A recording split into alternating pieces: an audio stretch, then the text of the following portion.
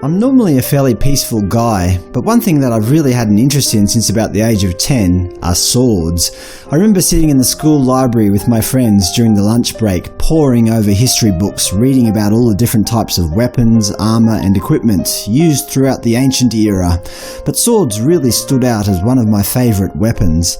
So in this video, I'll be running you through 5 notable swords of the ancient and pre-modern era. Number 1. Gladius. The Gladius was the primary weapon of ancient Roman foot soldiers, in service between the 3rd century BCE and the 3rd century CE. It was a pointed, double-edged short sword used in a single hand, with the offhand usually carrying a shield. It weighed between 700 and 1000 grams, with a length of between 60 and 85 centimeters. Similar swords were used throughout Europe, including the Northern European seax and the Greek xiphos. Using the gladius, the primary infantry attack involved leading with the soldier's shield and thrusting with their sword at abdominal height. A stomach wound was almost always fatal. However, soldiers were trained to take any advantage, such as slashing at kneecaps beneath the shield wall. Towards the 3rd century CE, the gladius was gradually replaced with the longer and more effective spatha. However, together with other weapons and armour, the Roman gladius played an integral part in ancient Rome and contributed to many Roman victories. Number 2. European longsword. The European longsword was a massive sword in service from about the late Middle Ages through to the Renaissance, that is, from about 1200 to 1700 CE. It was a two-handed, double-edged sword, weighing in at around 1.1 to 1.8 kilograms. It was over a metre in length, usually measuring in at between 100 and 130 centimetres. It came in various shapes and sizes depending on its country of origin, for example, the Scottish claymore or the German Zweihander. It was typically used as a weapon of war, intended for wielders wearing full-plate armour either on foot or on horseback. From around the late 15th century onwards, it was also worn and used by unarmoured soldiers and mercenaries. It lost its war status in about the second half of the 16th century, persisting mainly as a weapon for sportive competition, possibly also being used in knightly duels. Number 3. Katana. The katana was the primary weapon of the Japanese samurai, used throughout the Muromachi period, approximately 1392 to 1573. It was a curved, single-edged blade, often used with both hands, but could also be used single-handed if need be.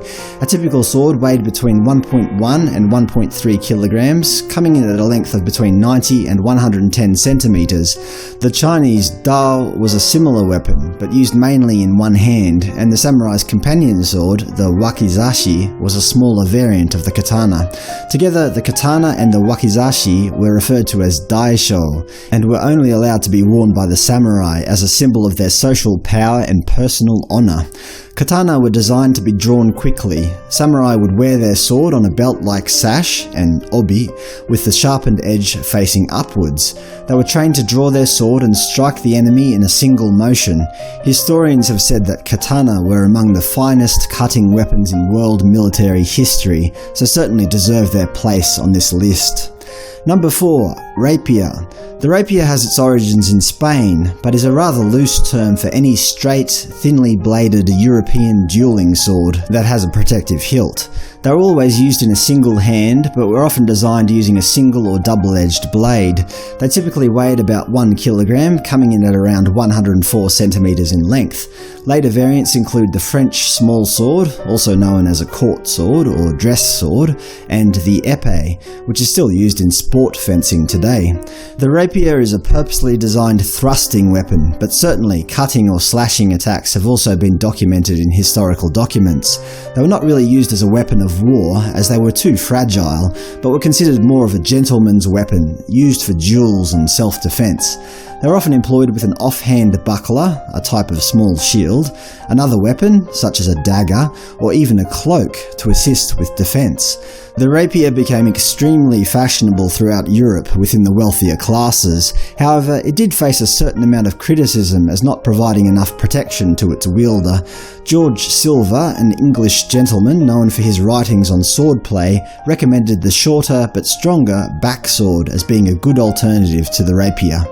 And finally, number 5, Cutlass. The Cutlass is the most modern of the swords on this list. It is a short, broad, slashing sword used commonly as a naval weapon during the Age of Sail, 1571 to 1862, although it remained an official weapon in the United States Navy until 1949. It typically weighs between 1 and 1.2 kilograms and comes in at between 70 and 80 centimeters. It is derived from a similar weapon, the medieval falchion, and is closely related to the sabre, a European backsword often used by light cavalry. The cutlass was popular as a naval weapon as it was robust enough to hack through heavy ropes, canvas and wood, and it was short enough to use during boarding actions or below decks. Its other advantage was its simplicity of use. It required less training than a rapier or small sword, and was more effective in a cramped environment. Cutlasses are famous for being used by pirates, who often used them more for intimidation than they did for combat. Documents have noted that the very action of gripping the hilt of a cutlass was often enough to induce a crew to surrender. And that's my list of 5 notable swords throughout history. Although the sword has pretty much been replaced with firearms in the modern era, it certainly continues to hold a place in weapons collections and military ceremony around the world due to its thousands of years of reliable and effective use in combat, spanning over multiple continents. The sword is a versatile, portable sidearm and worthy of a place in any modern weapons collection.